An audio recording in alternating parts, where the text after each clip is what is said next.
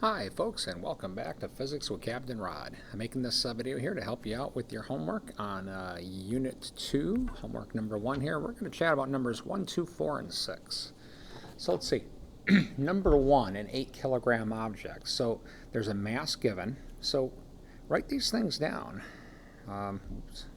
Mass of some object, 8 kilograms as you read this. And then it gives an acceleration given in the problem. In mine, it's 2.1 meter per second per second. Now, yours may differ because I set these up to randomly generate these numbers. Let's see, what's the magnitude of the resultant force in newtons? That's just a Newton's second law question, right? Newton's second law, net force equals mass times acceleration. Should be next to nothing to that. Part B, if the same force is applied to a 5.3 kilogram object, what's the magnitude of the acceleration? So for part B, just write Newton's second law out again, use the same force you found in part A, and then solve for the acceleration. So that should get you easily through number 1. Let's see, number 2, a bag of flour weighs 5 pounds on Earth. What would it weigh on the moon, where the free fall is acceleration of 1/6 that of the Earth? So, think about how I want you to work this thing. Actually, let's go backwards a little bit. If you look at further on in the problem, what is the mass of the bag of flour in kilograms at each of these locations? Let's do that one first. All right, start with this 5 pounds, and then look up the conversion factor between newtons and pounds. And it's going to be, so many newtons is equal to 1 pound. The conversion factor is roughly, this number is approximately 4.5. Look that up, don't quote me on it, but something like that. Convert it to newtons. Okay, then, all right, the weight, an object's weight is equal to mg. So once you have this number of newtons, that's going to be this. And that's going to allow you to calculate the mass. And then you can answer about the question about the mass on the Earth, Moon, and whatever that other moon they're referring to. Then you can go back to the first one here where it says, what would the weight be on the moon, where g is 1/6 that on Earth? So the weight on the moon is going to be equal to m, times, we'll say g, I'm going to put that in quotations, where the gravitational field strength is 1/6 of 9.8 meter per second, and that should get you through number 2. Okay, number 4, an M1 grand. Get rid of this.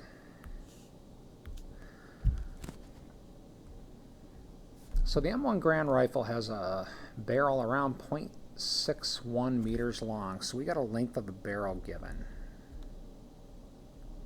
Your number might be slightly different.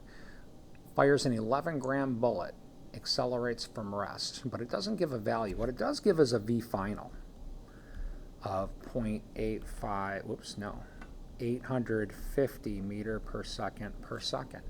So, and then it says to find what is the net force acting on it. So what you're going to have to do is calculate the net force. And let's start this with a picture. All right, we have our bullet here in the barrel. Kind of a crummy barrel here, but humor me. All right, so before the bullet's fired, velocity is 0. Bullet leaves the barrel with a final velocity that's given in the problem. All right, as usual with the motion types of study, draw a velocity graph. All right, velocity against time. At t equals 0, velocity is 0, so that's going to be here.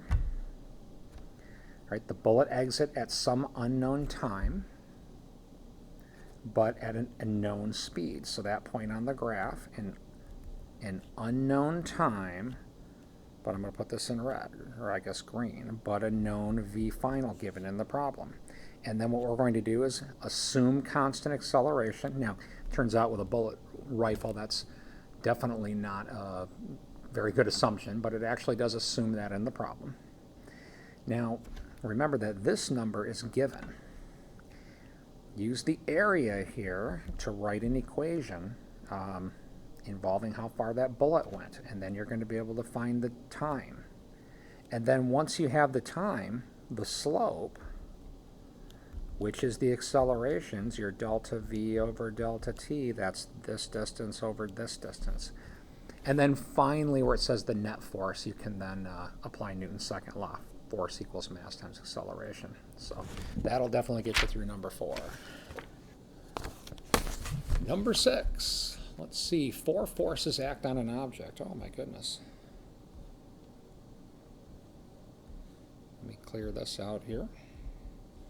Okay, so, when you're working these, let's see. Some object. Okay, let's start with this.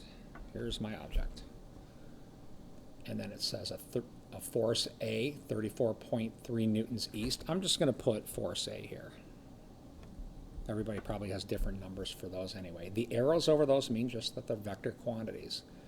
A force B north, a little bit larger force. A force C, larger yet to the west. And a force D. And these are all numbers given in the problem. So when it says to find the magnitude of the net force, so the net force is the vector sum of all forces, right? And the net force itself, let's think about it in unit vector form. So we talked a little bit in class about those look like. This is going to look like something I plus something J, where these somethings are numbers. This is going to give us the x component of the net force, and this is going to give us the y component of the net force. So what you're going to do is you're going to add these forces vectorially. Now I'll just kind of go through this with you. This one right here has an x component but no y component. This one has a y component but no x component. This one has an x component, no y component, and keep in mind the x component is to the left. This one has a y component but no x component. Keep in mind the y component is down. So this is the sum of all the x components of these things, only 2 of which, remember, have x components. And this is the sum of all the y components of these force vectors, and only 2 of them have those things. Okay. Once you find the net force, let's see, when it says direction, right, so oops.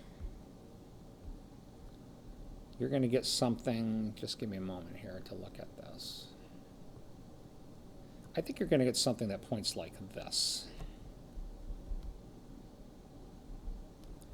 And the x component you're going to get from here, and the y component you're going to get from here. And let me just double check that with these numbers.